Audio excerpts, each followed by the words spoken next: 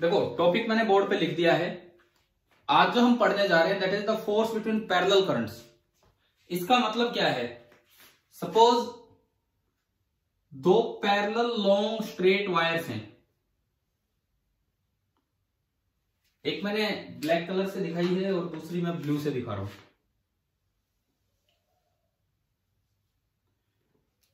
These are two parallel current carrying wires.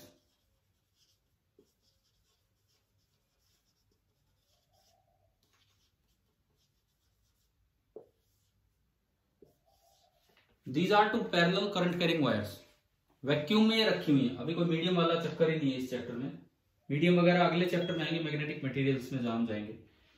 Vacuum में रखी हैं और इनके बीच का सेपरेशन हमने मान लिया डी है। इनके बीच का सेपरेशन डी। डी दरअसल एक वैसी स्टैंडर्ड है, आप इसको आर भी बोल सकते हो। अगर आपको बेटर लगे आर की टर्म्स में तो आर की टर्म्स कर लीजिए। शायद एनसीईआरटी में डी दिया होगा, इसीलिए डी लेते रहते हैं इस तरह से।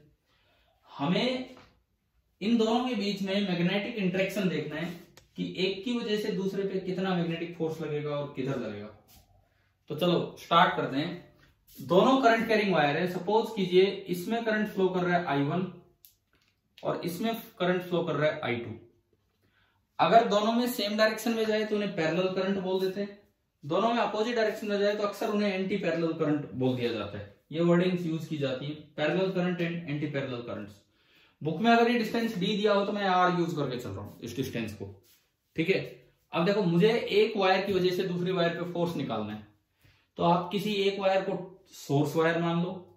सोर्स का काम क्या होगा बताना? सोर्स वायर का काम क्या होगा फील्ड की टर्म्स में?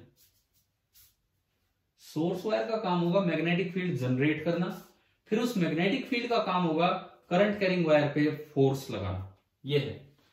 तो late I1 be the source current। हमने माना कि I1 सोर्स करंट है। हमने माना कि I1 सोर्स करंट है, तो इसकी वजह से R डिस्टेंस दूर फील्ड क्या होगा? तो हमने BSL से पढ़ रखा है कि अगर लॉन्ग वायर होती है, अगर ये एक लॉन्ग वायर है, दोनों साइड कोई एंड ही नहीं है, कहीं दूर ये पॉइंट है R डिस्टेंस दूर, ये I1 है। बताओ इसकी वजह से पहली बात फील्ड किधर होगा और कितना होगा? किधर होगा पहले वो बताओ उस पॉइंट पे। इनसाइड। इनसाइड। आपने राइट हैंड का अंगूठा यूं किया, हथेली उधर की, यानी कि यहां पे जो फील्ड होगा वो अंदर की तरफ होगा। B1 कितना होगा आप ये बताओ, B1 कितना होगा? म्यू नॉट I अपॉन में 4 R sin theta 1 plus sin theta 2। वो तो फाइनाइट वायर सेगमेंट के लिए था। इनफाइनाइट के लिए कितना था? Mu naught I by 2 pi R। Yes, और I का मतलब है I1, तो म्यू नॉट I1 अपॉन 2 पाई R। ये अंदर की तरफ आ गया। चले पहला काम शायद हमें क्लियर हो गया कि फील्ड जनरेशन वाला काम, ठीक है, कि BSL से इतना फील्ड जनरेट हुआ। मैं आजकल आपके अभी इस वीक टेस्ट नहीं लिए क्योंकि आजकल कंटिन्यूसली 10th के टेस्ट चल रहे हैं। 10th का अभी मंडे ट्यूसडे टेस्ट है। सर एक बार बताना हो थीटा वाला किसके लिए यूज होगा? देखो अगर ये फाइनाइट वायर होती, अच्छा ठीक है सर, तो ये थीटा 1 थीटा 2 होते। अब ये भी 90 हो गया, वो भी 90, साइन 90 प्लस साइन 90 1 प्लस 1 2। समझ गए हो ना? ये ठीक है सर। मैं आपसे ये कह रहा था आपका टेस्ट हुए कुछ दिन हो गए हैं, क्योंकि आजकल मैं 10th के रेगुलर टेस्ट ले रहा हूँ। अभी उनका मंडे ट्यूसडे टेस्ट ही है आरपीएस सीरीज का, तो इसीलिए फिर नेक्स्ट वीक आपके टेस्ट कुछ स्टार्ट करेंगे थोड़े बहुत। देखिए इधर पहले हम कुछ मैग्नेट में कवर कर ले चीजें और उससे नेक्स्ट वीक फिर कंटिन्यूस आपके टेस्ट चलेंगे। इस तरह से काम चलेगा। B1 ये आ गया, पहले करंट ने इतना फील्ड फैला दिया। अब स्टेप सेकंड, I1 को सोर्स करंट बनाया। दूसरा स्टेप क्या होगा? अब इफेक्ट ऑफ B देखना होगा। किस पे? किस पे? I2 पे। तो let I2 be the test current. Test wire हमने I2 मान ली, तो जब मैं I2 वायर को दिखाऊं तो I2 वायर ये बनी I2। अब ये तो बहुत बड़ी वायर है और पूरी एक यूनिफॉर्म फील्ड में रखी है, बहुत बड़ी वायर है और पूरी एक यूनिफॉर्म फील्ड में रखी है, हर जगह फील्ड इतना ही है B1, क्योंकि सारे पॉइंट R तो सेम फील्ड है B1। तो इनफाइनाइट पे तो हम फोर्स नहीं बता पाएंगे, लेकिन किसी L लेंथ पे तो फोर्स का फॉर्मूला है मेरे पास। मान लीजिए मैंने इसमें एक छोटा सा एलिमेंट माना, सपोज मैं इसके अंदर एक छोटा सा एलिमेंट मानता हूं, यहां मैंने एक छोटा सा एलिमेंट माना, करंट एलिमेंट, उसकी लेंथ है dl, करंट की तरफ उसका एरो होगा, करंट ऊपर दिखा रखा है इसमें। तो करंट एलिमेंट जो बनेगा that will be equal to I2 into dl। याद है आपको ये current element? I2 into dl। इस पे जो फोर्स लगेगा मैं उसे df बोल दूं, df ऑन 2/1, 2 पे 1 की वजह से।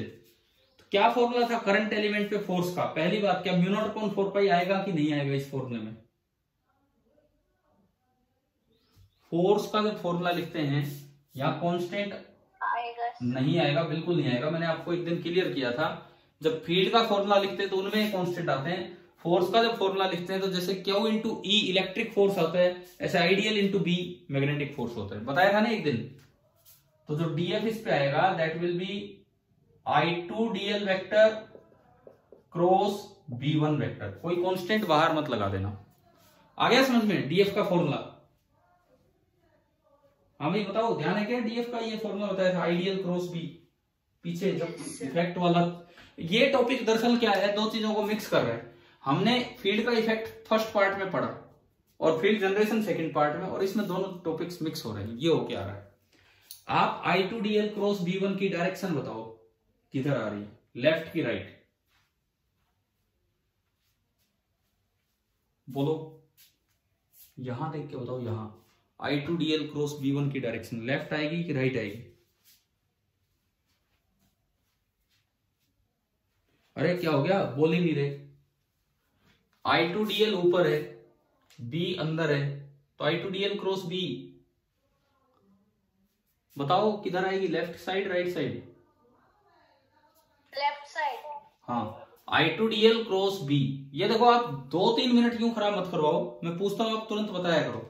I2 dl क्रॉस B की जो डायरेक्शन आई वो इधर की तरफ आई, यानी कि df इधर लगेगा, ये df इधर लगा। चलो df आ गया। अब df का मैग्नीट्यूड लिखो। अगर मैं इसको आगे बढ़ाऊं तो I2 dl into B1 into sine of I2 dl और B1 के बीच का एंगल कितना है? 90 डिग्री। साइन 90 डिग्री होता है 1, तो df आपका आ गया मैग्नीट्यूड, ये मैं मैग्नीट्यूड लिख रहा हूं यहाँ पे, I2 dl इंटू B1। अब मैं यहां लिख देता हूं थोड़ी देर, ये डायग्राम हटा के। df का जो मेरे पास मैग्नीट्यूड आया, that is I2 into dl into B1। B1 कितना है, ये रहा B1, μ0 I1 अपॉन 2πr। यहां से मेरे पास df आ गया μ0 I1 I2 upon 2πr into dl। चलो ये तो df आया। पूरा फोर्स कैसे निकालें, पूरा कंप्लीट फोर्स क्या करें? इंटीग्रेशन। क्या कोई कंपोनेंट करने की जरूरत है या डायरेक्ट इंटीग्रेशन कर दें? क्या सारे df सेम डायरेक्शन में होंगे? Yes sir. बिल्कुल होंगे। अब कहीं भी I2 dl कर लो, वो इधर ही आना है, यानी कि जो नेट फोर्स होगा that will be equal to integral df। अब ये सब तो कांस्टेंट है, μ0 I1 I2 upon 2πr। Integral dl बताओ कितना होगा? इंटीग्रल dl मतलब उसकी टोटल लेंथ। दूसरी वायर भी बहुत बड़ी है, इनफाइनाइट लेंथ है, तो इंटीग्रल, हाँ इनफाइनाइट। अब इन्फिनिटी इंटू सम कांस्टेंट, तो net force on second wire tends to क्या आ गया? इन्फिनिटी। तो फिर ये फॉर्मूला क्या बना, क्या याद करें? यहां पे हमें नेट फोर्स नहीं निकालना होगा, क्योंकि दूसरी वायर इतनी बड़ी है कि उस पर पूरे फोर्स का काम नहीं है, उसके किसी सेगमेंट पे फोर्स निकलवाएगा। ठीक है, मैं इसको हटा रहा हूं। नेट फोर्स तो इनफाइनाइट आ गया, हमें उसके किसी सेगमेंट पे फोर्स निकालना होगा। तो हम एक फॉर्मूला यहां से याद रखेंगे, फोर्स पर unit length df by dl, that is μ0 I1 I2 upon 2πr। इसको अक्सर स्मॉल एफ से रिप्रेजेंट कर दिया जाता है। फोर्स पर यूनिट लेंथ को स्मॉल एफ से रिप्रेजेंट कर दिया जाएगा, यानी कि फोर्स पर unit length on the second wire mu naught I1 I2 upon 2 pi R, यह आ गया। और इसकी यूनिट क्या होगी फोर्स पर यूनिट लेंथ की? फोर्स पर यूनिट लेंथ की यूनिट क्या होगी? न्यूटन पर मीटर। हाँ बिल्कुल सही, न्यूटन पर मीटर। अब मान लो सवाल आ जाए, क्वेश्चन आ जाए कि सेकंड वायर की एल लेंथ पे फोर्स बताओ, तो क्या आंसर दे के आए? अगर मान लो हमें यहां से ये लिखना हो कि सेकंड वायर की एल लेंथ पे फोर्स बताओ, फोर्स ऑन एल लेंथ कितना होगा सेकंड वायर पे? यूनिट लेंथ पे कितना है? Mu naught I1 I2 upon 2 pi R, तो किसी भी एल लेंथ पे कितना हो जाएगा? हाँ, mu naught I1 I2 upon 2 pi R into L. ऐसे याद रखना ये, क्योंकि वैसे नेट फोर्स तो इनफाइनाइट ही हो जाएगा, फिर तो वो फॉर्मूला गायब हो गया हमारा कि ये क्या कांस्टेंट आया क्या नहीं। पहली बात, फोर्स का मैग्नीट्यूड आया आपको समझ में? ठीक है। अब बात करो फोर्स के डायरेक्शन की। अट्रैक्टिव फोर्स बना है कि रिपल्सिव फोर्स बना है? बताओ, ये अट्रैक्टिव फोर्स बना है कि रिपल्सिव? देख के बताओ, डायग्राम देख के। अरे बोलो, दोनों वायर्स के बीच में अट्रैक्टिव फोर्स बना है कि रिपल्सिव फोर्स बना है?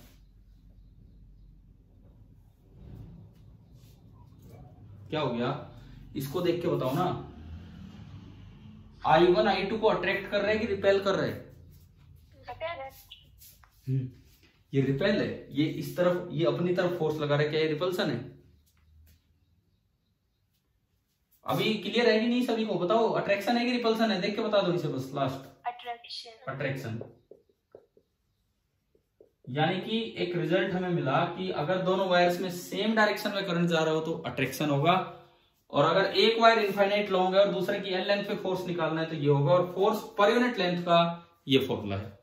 ये बताइए क्या यहां तक आया समझ में? ठीक है। अब मैं यहां से लेता हूं एंटी पैरेलल करंट। मैंने पैरेलल के साथ एक एंटी और लगा दिया, anti parallel current. Anti parallel में क्या फर्क क्या हो जाएगा बताओ? Current opposite. ये जो सेकंड करंट है ये नीचे बनेगा, तो जो I2DL है उसकी डायरेक्शन नीचे बनेगी। अब बताओ I2DL क्रॉस B1 किधर आ जाएगा? I2DL cross B1, I2DL cross B1 किधर आएगा? I2DL की तरफ हाथ किया, B1 की तरफ उंगलियां कर्ल की, तो अंगूठा किधर जा रहा है?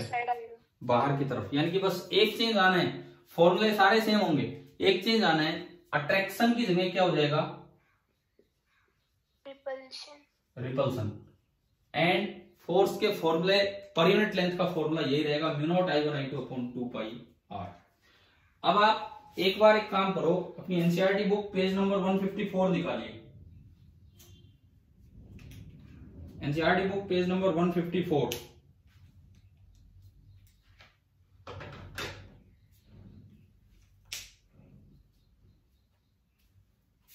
हाँ भाई, मिल गया ये टॉपिक?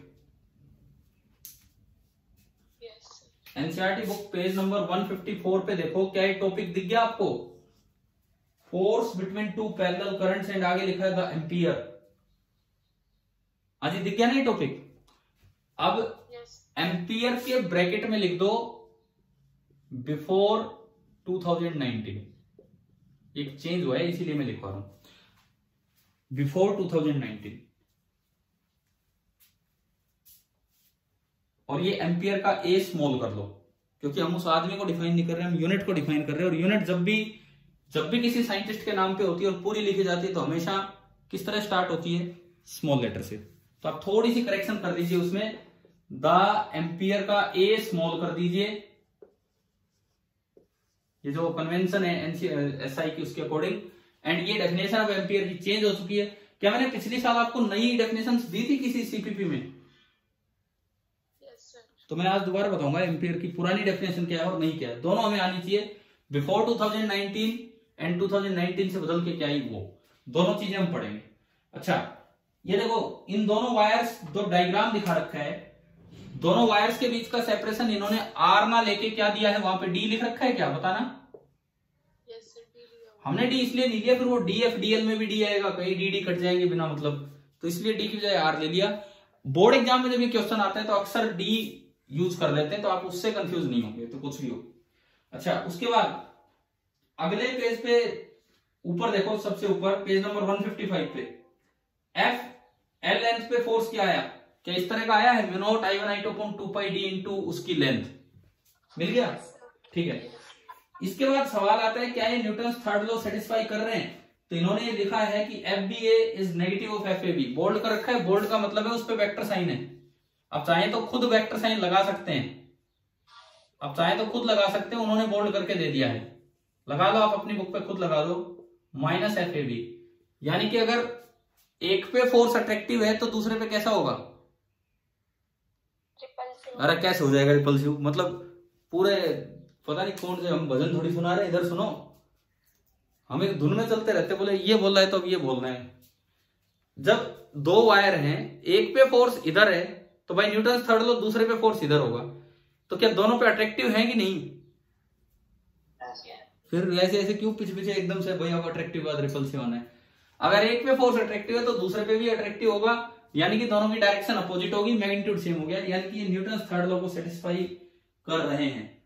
अब एक बात ध्यान रखना, एक बड़ी इंपॉर्टेंट लाइन यहां पे लिखी है, note that this is consistent with Newton third law, thus at least for parallel current and steady current, parallel conductor and steady current, BSL and Lorentz force yield result in accordance with Newton's third law। ये एक बड़ा important point है, magnetic forces हमेशा Newton third law को follow नहीं करते हैं, आप याद रखना, मैग्नेटिक फोर्सेज, इलेक्ट्रोमैग्नेटिक फोर्सेज हमेशा न्यूटन थर्ड लॉ को फॉलो नहीं करते, तो आपको ये याद रखना होगा, at least for parallel conductor and steady current, कम से कम जब पैरेलल कंडक्टर हो और स्टेडी करंट हो तो आप BSL अप्लाई करके तो पहला स्टेप कर ले, B1 कर ले, और फिर लॉरेंट फोर्स अप्लाई करके DF आ जाए, तो इनसे जो फोर्स आएगा वो न्यूटन थर्ड लॉ के अकॉर्डिंग आ रहा है, मतलब दोनों पे इक्विवेलेंट अपोजिट फोर्स लग रहा है। क्या ये पॉइंट आ गया है क्या समझ में, बताओ, क्लियर हुआ ये, ठीक है। अब देखो यहां पे एक अच्छा सवाल ये बनता है कि क्या चार्जेस या मूविंग चार्जेस या कंडक्टर्स के बीच में न्यूटन थर्ड लॉ हमेशा वैलिड है, इसका आंसर क्या होगा बताओ, क्या मूविंग चार्जेस और कंडक्टर्स के बीच में जो फोर्सेस होते हैं क्या उसमें न्यूटन थर्ड लॉ हमेशा वैलिड है कि नहीं है,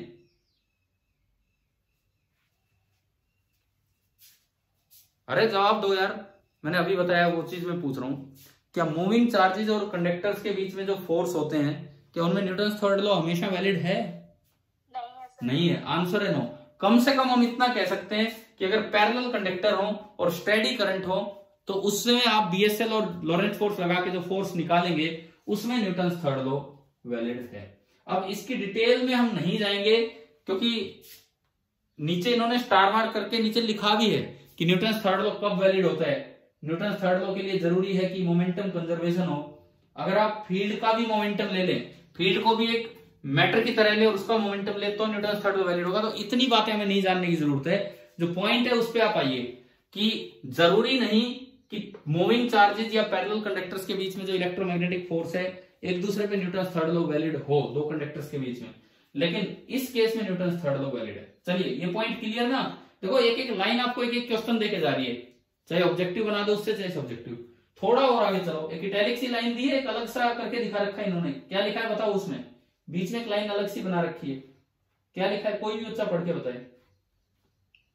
parallel currents attract and anti parallel currents repel, ये भी एक अच्छा रिजल्ट है जो हम देख चुके हैं।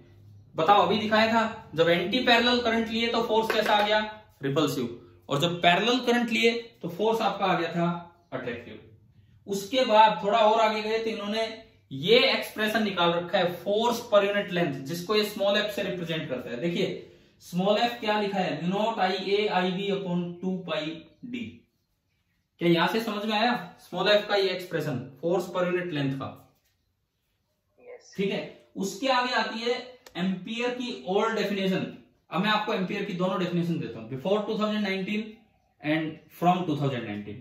क्या है दोनों डेफिनेशन हमें याद होनी चाहिए क्योंकि एग्जाम में कोई भी पूछी जा सकती है। अभी 2019 को गए एक ही साल हुआ है, तो हो सकता है पूछ लें आपसे पुरानी डेफिनेशन पे कोई क्वेश्चन बना के दे दें।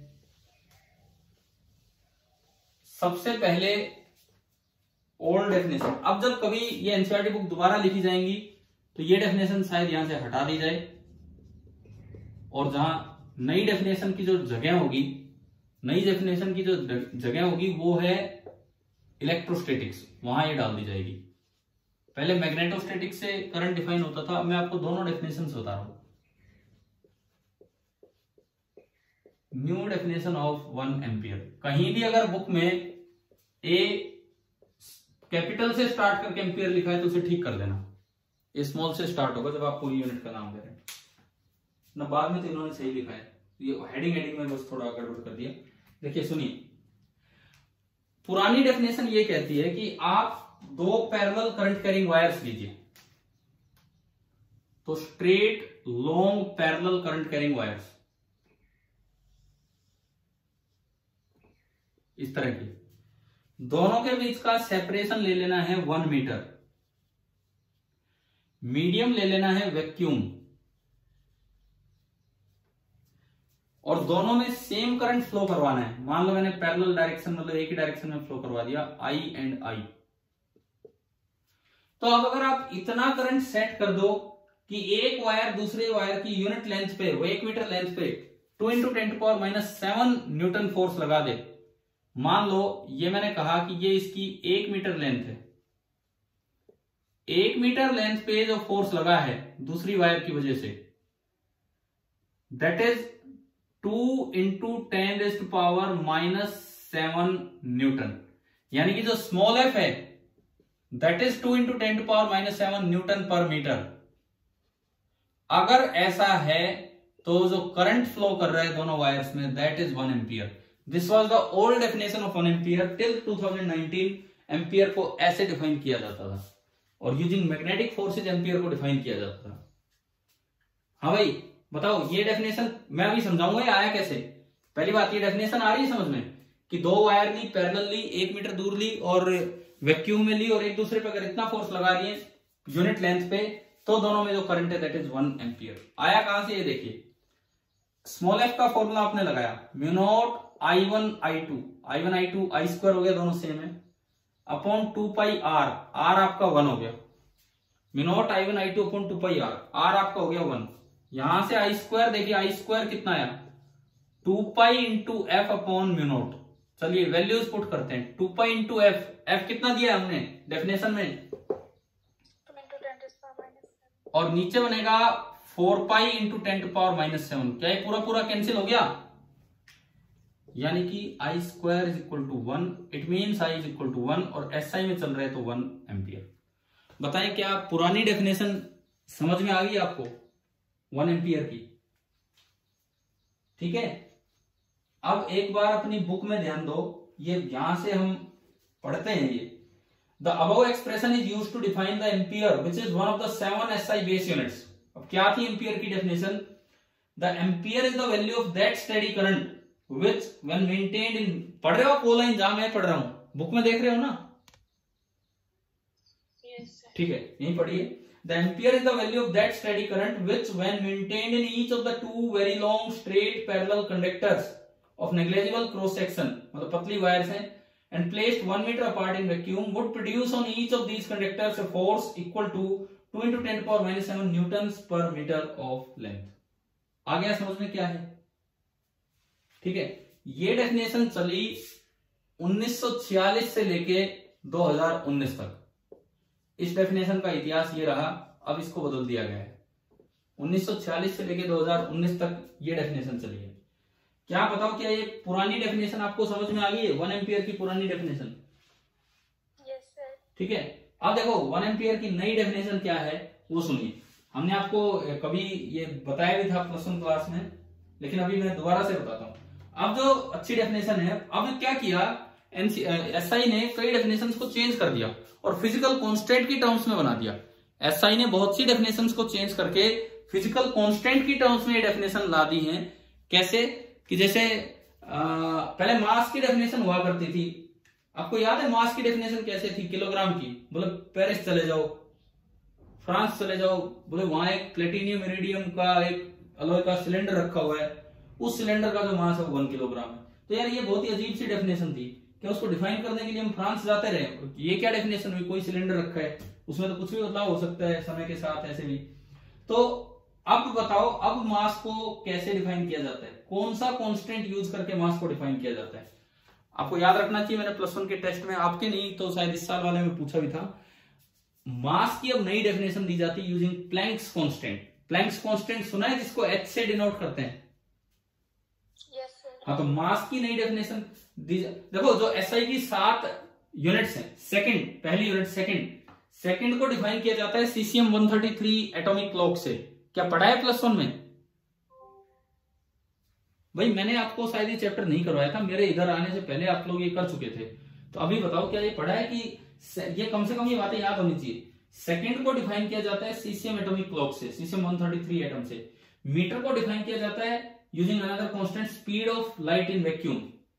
किलोग्राम को डिफाइन अब किया जाने लगा है पिछले साल से यूजिंग प्लैंक्स कांस्टेंट। एम्पियर को मैं अभी बताऊंगा, इलेक्ट्रॉनिक चार्ज से डिफाइन करेंगे। अब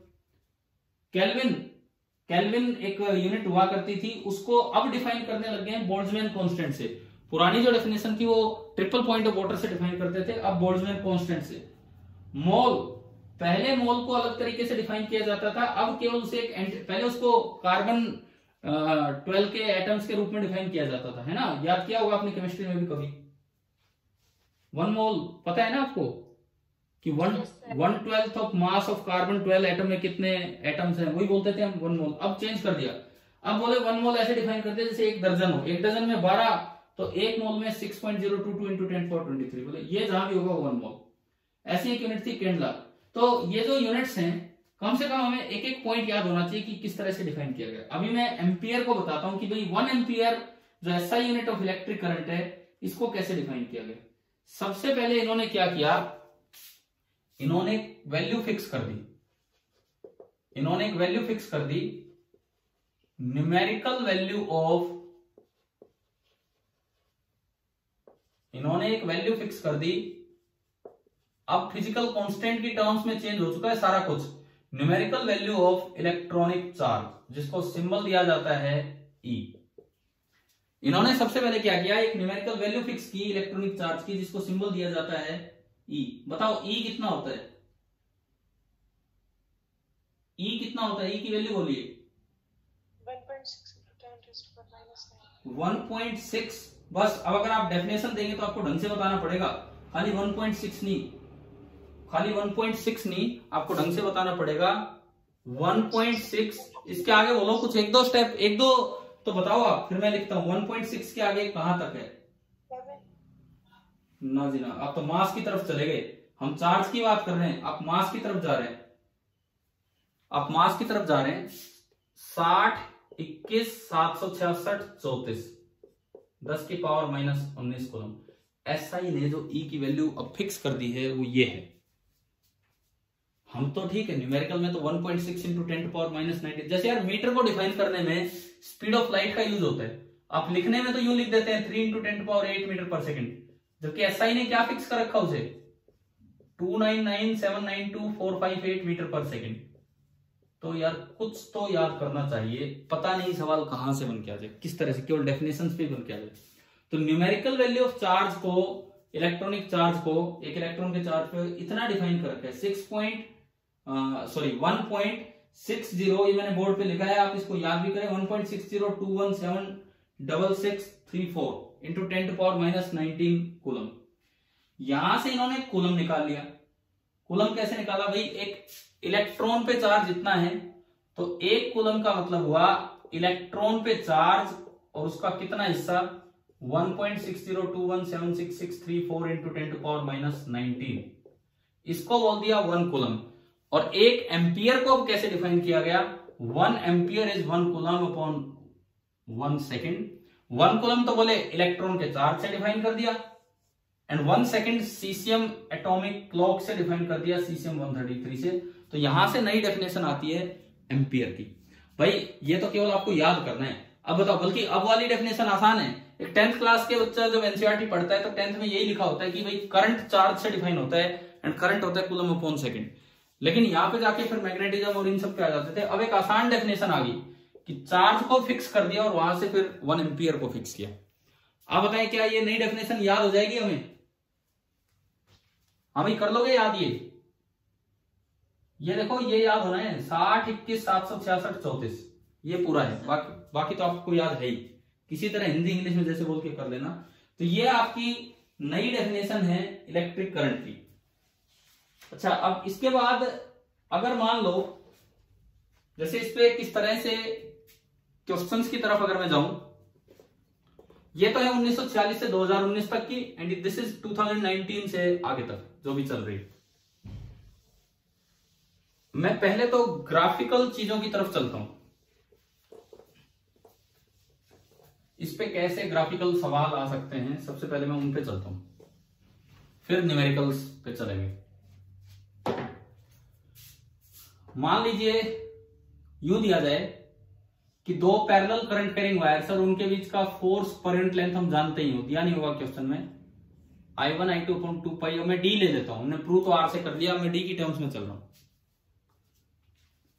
आपसे यूं पूछा जाए कि ग्राफ बताओ कैसा होगा यूजिंग स्टैंडर्ड कन्वेंशंस, डी के साथ एफ का,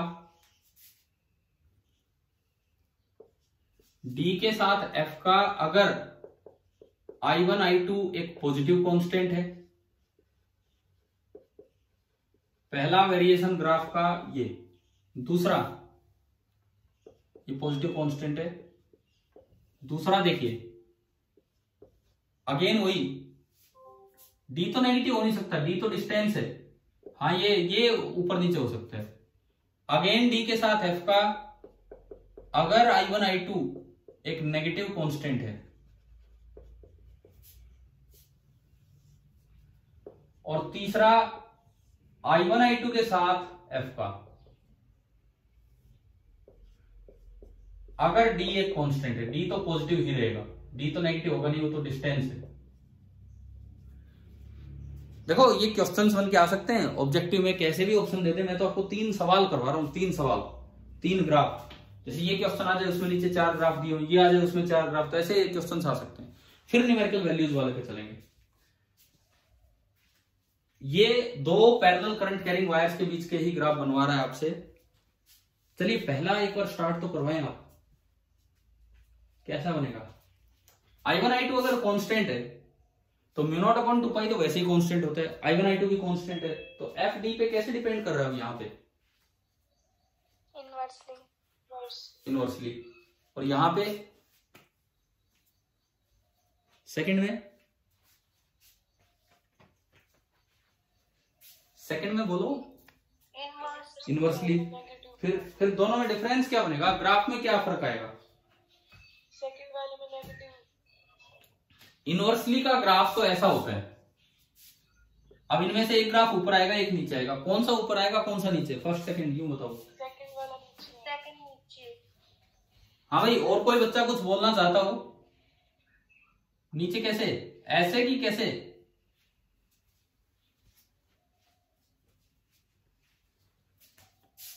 चलिए देखते हैं, हम स्टार्ट करते हैं। आजाद आप हो क्या क्लास में, मैंने देखा तो एनी पार्टिसिपेंट्स में कोई कौन है कौन नहीं। हाँ भाई, आजाद है क्या क्लास में, नहीं है कोई नहीं। दीपेंद्र कोसली से, दीपेंद्र आप हो क्लास में, अरे कोई है भी कि नहीं, खाली लड़कियां बोल रही थी इसीलिए मैं पूछ रहा हूं लड़कों से कुछ नाम लेके। गर्वित आप हो क्लास में,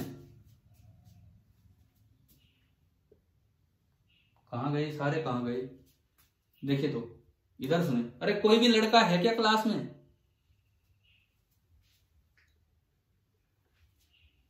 कोई नहीं है, कोई बात नहीं, देखो तो इधर सुनो। अब हम कैसे देखना है इन चीजों को।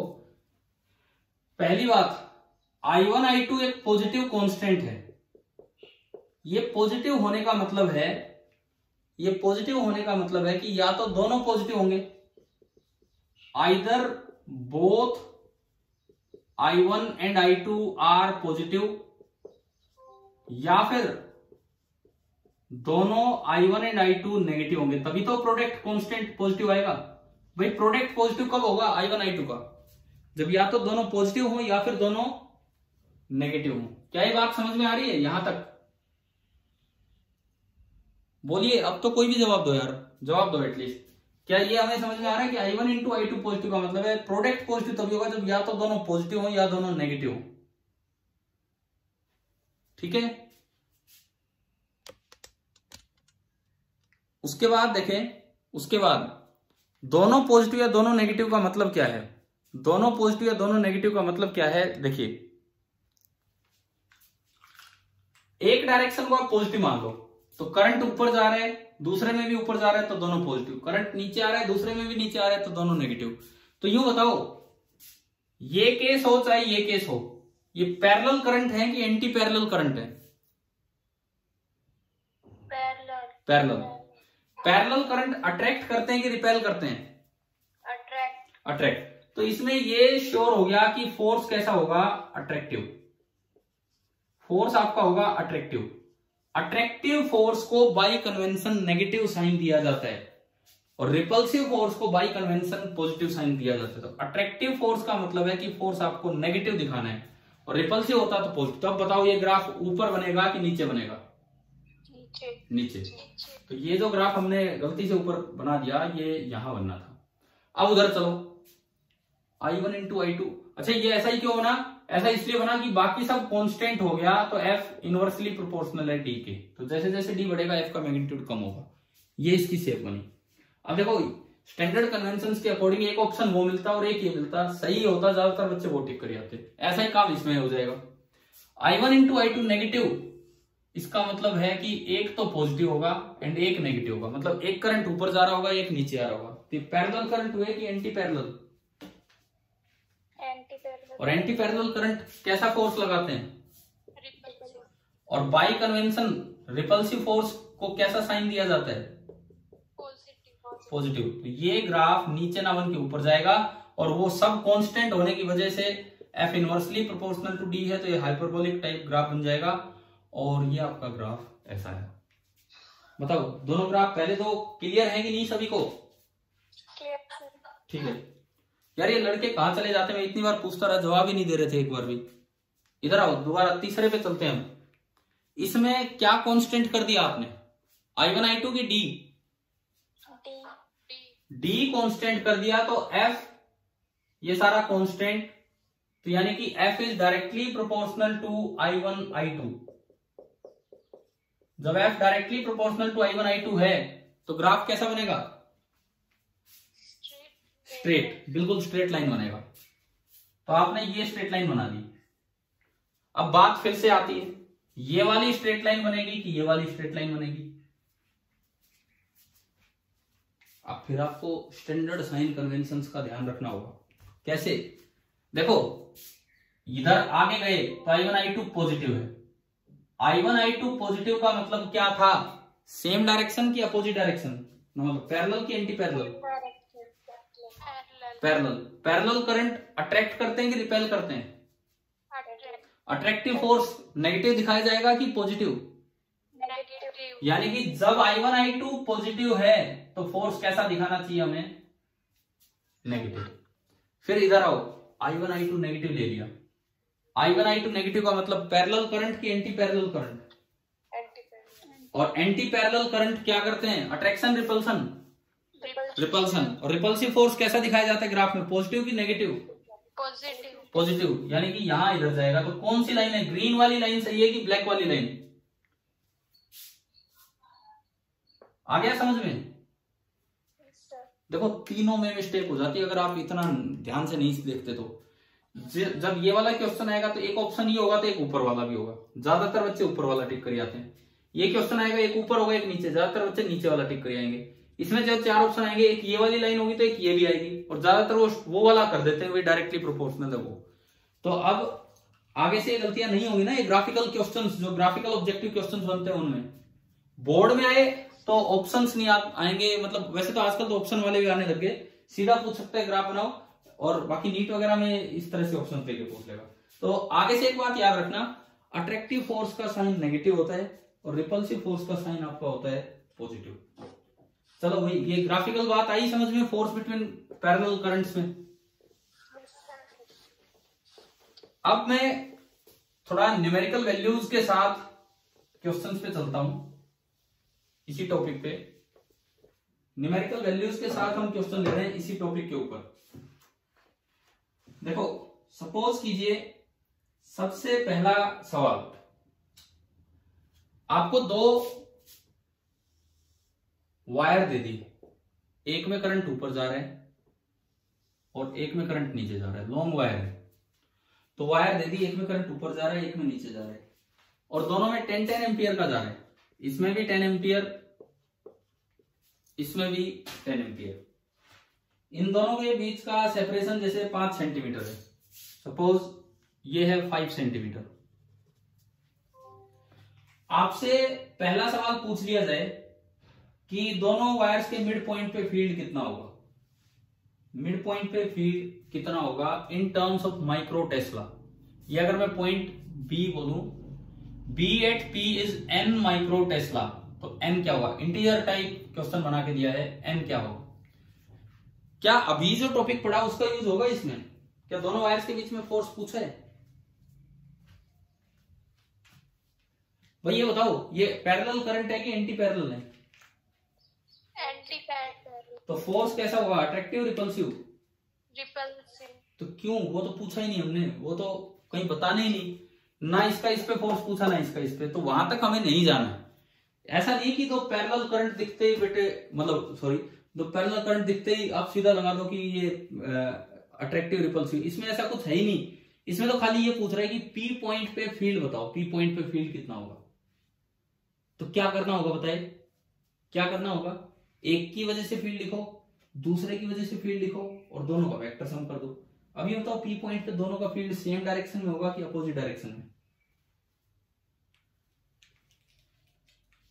पी पॉइंट पे दोनों करंट्स का फील्ड सेम डायरेक्शन में होगा कि अपोजिट? ये बताया हुआ है हमने पहले, आपको ऐसे सवाल करवाए थे, यूं ऊपर सेमी सर्कल बना के करवाए थे ना, ये 3 पार्ट में ब्रेक करके। Yes sir. हाँ, तो इसका फील्ड देखोगे अंदर होगा, और उसका बताओ पी पॉइंट पे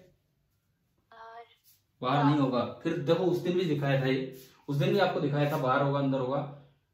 कैसे बाहर कैसे हो जाएगा आप बताओ?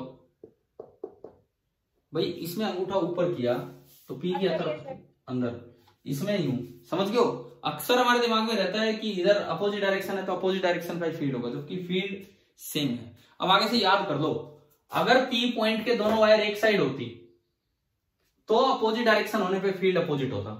अगर पी के एक वायर इधर एक वायर उधर है तो अपोजिट डायरेक्शन होने पे फील्ड सेम डायरेक्शन में होगा। ठीक है, तो यहां दोनों फील्ड अंदर ही होंगे। चलो एक बार लिख ही लेते हैं। पहला फील्ड कितना होगा? क्या लॉन्ग वायर का क्या फॉर्मूला है? लॉन्ग वायर का क्या फॉर्मूला होता है? Mu naught I upon 2 pi A. पहले मैं एक का लिख रहा हूं, mu naught 4 pi into 10 to power -7। Current कितना है? 10। 2 पाई इंटू ए, ये आधा, ये कितना बचेगा?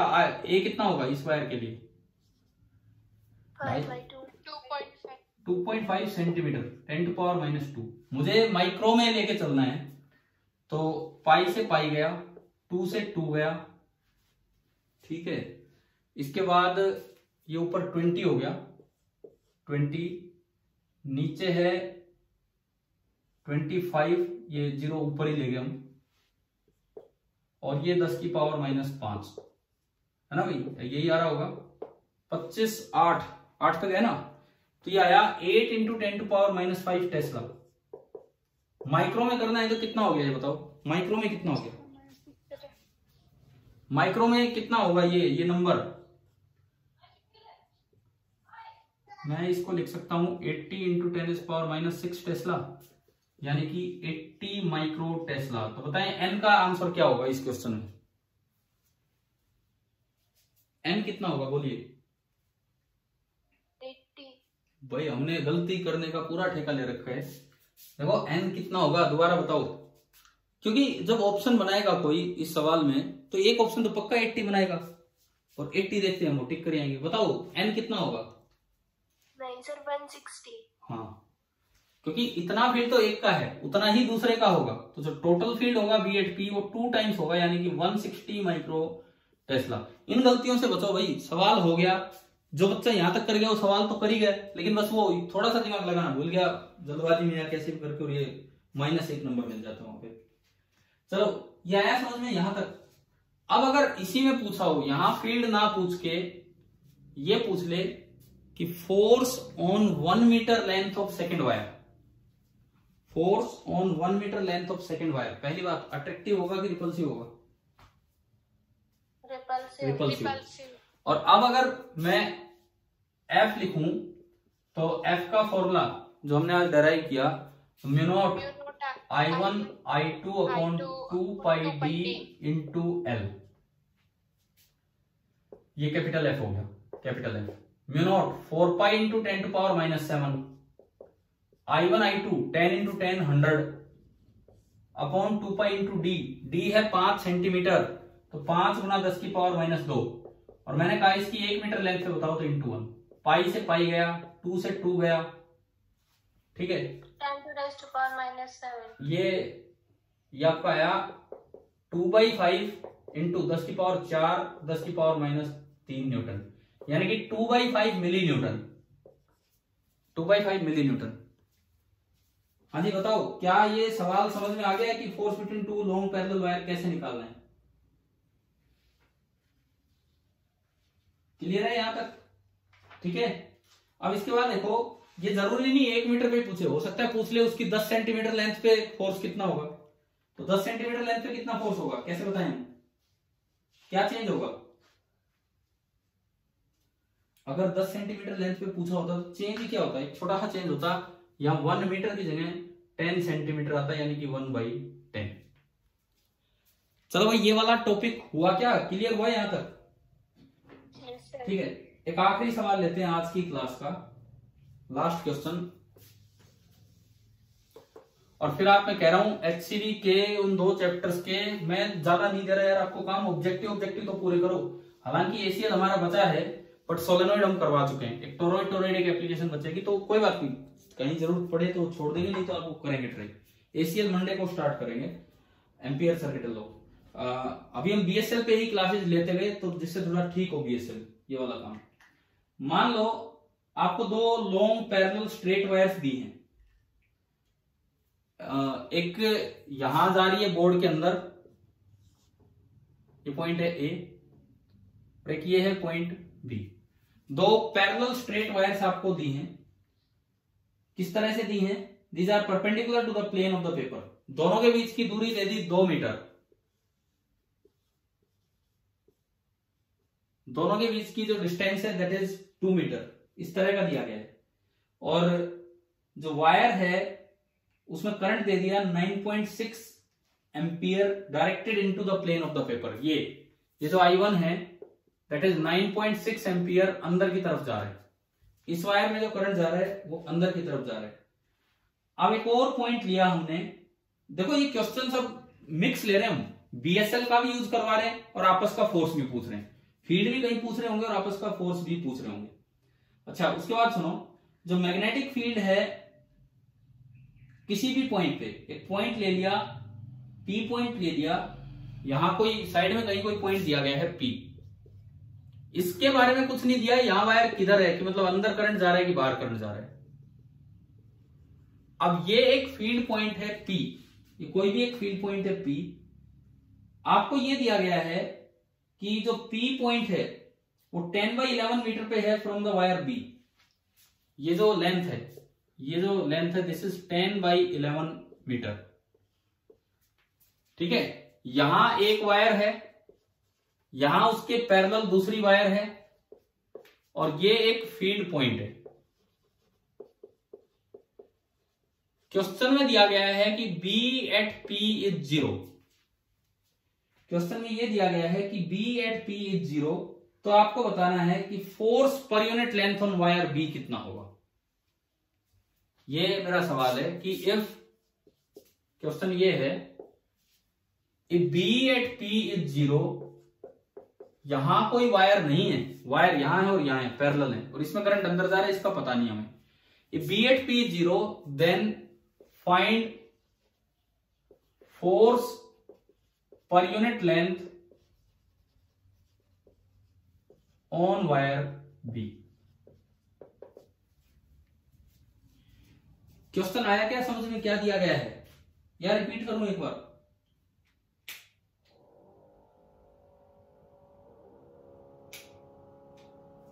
चलो इसको थोड़ा आसान बनाते हैं, थोड़ा सा आसान आपके लिए, कैलकुलेशन वाइज थोड़ा आसान हो जाए, क्योंकि ये आप फिर कर देंगे।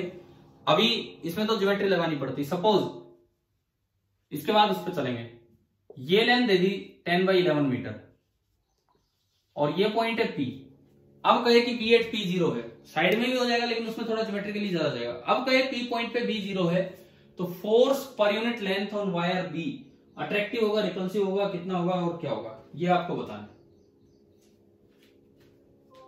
दोबारा सुन लीजिए क्वेश्चन क्या है। यहां एक करंट कैरिंग वायर अंदर जा रही है, यहां एक पैरेलल करंट कैरिंग वायर है, हमें ये नहीं पता अंदर है कि बाहर है, कहां है, लेकिन यहां फील्ड 0 है। तो आपको ये बताना है कि आपस में दोनों वायर एक दूसरे पे फोर्स पर यूनिट लेंथ कैसा लगा रहे हैं। सबसे पहले तो मुझे आप इस बात का जवाब दो, अगर ये वायर अंदर जा रही है तो ये वायर अंदर होगी कि बाहर होगी, अगर यहां फील्ड 0 है तो?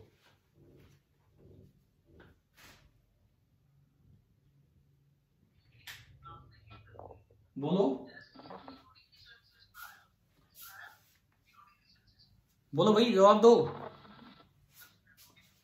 देखो ये वायर है, इस वायर में मैं अंगूठा करंट की तरफ करूं तो अंगूठा अंदर है, ऊपर वाले पॉइंट्स पे तो फील्ड आगे होगा और नीचे वाले पॉइंट्स पे फील्ड किधर होगा, पीछे होगा। यानी कि इस ए वायर की वजह से पी पॉइंट पे जो फील्ड होगा वो इधर होगा। This is B due to wire A. अगर आप नेट फील्ड यहां 0 चाहते हैं, अगर आप नेट फील्ड यहां 0 चाहते हैं तो बताओ बी वाली वायर का फील्ड किधर जाना चाहिए? अगर आप यहां नेट फील्ड 0 चाहते हैं तो बी वाली वायर का फील्ड किधर?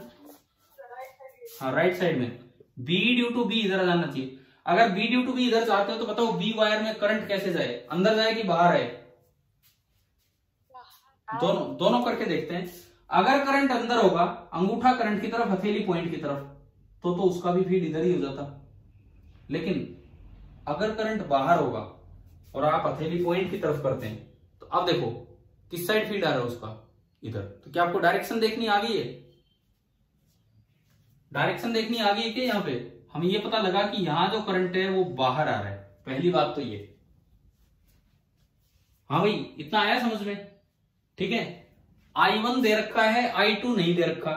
फोर्स पर यूनिट लेंथ का तो सीधा फॉर्मूला है mu naught I1 I2 upon 2πa, और a है 2 मीटर। ये अट्रैक्टिव फोर्स होगा कि रिपल्सिव? इन दोनों में देख के बताओ। एक क्रॉस एक डॉट है, एक क्रॉस एक डॉट है, अट्रैक्टिव होगा कि रिपल्सिव? रिपल्सिव। ठीक है, यहां तक भी सारी बात आ गई। बस अब एक बात बची है, I2 निकल जाए तो आंसर आ जाएगा। I1 दे रखा है क्वेश्चन में, बाकी सब हमने देख लिया। I2 कैसे निकालें अब ये बताओ, I2 हम कैसे निकालें? भाई एक बार B ड्यू टू A लिखो, एक बार B ड्यू टू B लिखेंगे, फिर नेट भी 0। B ड्यू टू A से कितनी दूर है ये पॉइंट? A से ये पॉइंट कितनी दूर है? 2 प्लस 10/11, 11 तो 22 प्लस 32/11 मीटर दूर। एक लॉन्ग वायर की वजह से B क्या होता है? लॉन्ग वायर की वजह से field mu naught, long wire की वजह से field mu naught into I1 9.6 upon 2π into A। Distance कितनी है? 32/11। बताएं, फील्ड लिखना आ गया आपको? अब ये लिखो B ड्यू टू B, इसकी वजह से म्यू नॉट I2 जो हमें निकालना है अपॉन 2π इंटू B। B कितना है? 10/11। हाँ जी भाई बताओ, ये लिखने आ गया कि नहीं? Mu naught I upon 2πr। Net भी 0 का मतलब दोनों को इक्वेट कर दो। इक्वेट किया तो देखो म्यू नॉट से म्यू नॉट गया, 2π से 2π गया, नीचे 11 से 11 भी गया। तो I2 देखिए कितना आया, I2/10 बराबर 9.6 अपॉन 32। तो I2 आ गया 96 अपॉन 32। कितना आया बताना? 96 अपॉन 32 कितना? अरे बोलो यार। 3। तो I2 आ गया 3 एम्पियर। तो देखो ये कैसे सवाल बनाया गया है? BSL की मदद से तो पहले किसी जगह का फील्ड 0 करके I2 निकाला, अब उस I2 का यूज करके इन्होंने पूछ लिया कि इन दोनों के बीच में फोर्स पर यूनिट लेंथ क्या होगा, तो उसमें अब इसका यूज होगा। उसमें अब 10/11 का कोई यूज नहीं है, तो आपने ये रिपल्सिव फोर्स को आगे बढ़ाया। तो इसमें अगर हम वैल्यूज रख के चले, mu naught 4π into 10⁻⁻7, I1 9.6, I2 3, upon 2 pi into 2 pi 2 4 pi 4 pi से 4 पाई कैंसिल, कितना आ गया ये हमें दिख जाएगा यहां से 9.6 इंटू 3 3 से 18 3 9 27 और 1 28 28.8 गुना 10 की पावर माइनस 7 न्यूटन, माइनस एक एडजस्ट करो तो 2.88 माइक्रो न्यूटन, 2.88 माइक्रो न्यूटन। अभी बताओ क्या ये समझ में आ गया कि नहीं क्वेश्चन? तो क्या आज का टॉपिक हमारा क्लियर है, force between two parallel currents. अब देखिए आपका इस चैप्टर का एनसीईआरटी के अभी हमें अगला चैप्टर भी करना है, 2 चैप्टर करने हैं इस टेस्ट के लिए, पूरे मैग्नेटोस्टैटिक्स और इस पार्ट के लिए। एक टॉपिक बचा है अब, जिसे मैं रोज एक बार नाम ले देता हूं कि भाई कल ये करेंगे कल ये, बट बीएसएल में ही टाइम लगता रहा। एक टॉपिक बचा है, आसान सा टॉपिक है, एसीएल एम्पियर सर्किटल लॉ, और उसकी एप्लीकेशन है सोलेनॉइड एंड टोरॉइड। तो ये वाला टॉपिक हम मंडे को स्टार्ट करेंगे। कल संडे है, मैं आपकी कोई क्लास नहीं ले रहा हूं, आप फ्री हो और कोशिश ये करो कि एक तो एनसीईआरटी का ये चैप्टर आप ट्राई कीजिए, ये वाला चैप्टर, क्योंकि संडे इसलिए इतना काम बता रहा हूं। एनसीईआरटी का ये वाला चैप्टर 4th और प्लस एचसीवी के दोनों चैप्टर्स के ओनली ऑब्जेक्टिव कर लो, अभी ओनली ऑब्जेक्टिव कर लेंगे इतना काम कल तक, मतलब परसों तक। यस ठीक है, तो अभी हम क्लास फिनिश करते हैं यहाँ पे, और कोई डाउट हो तो भाई आप शाम को व्हाट्सएप वगैरह भेज सकते हो, आज कल जब भी। ठीक है, थैंक यू।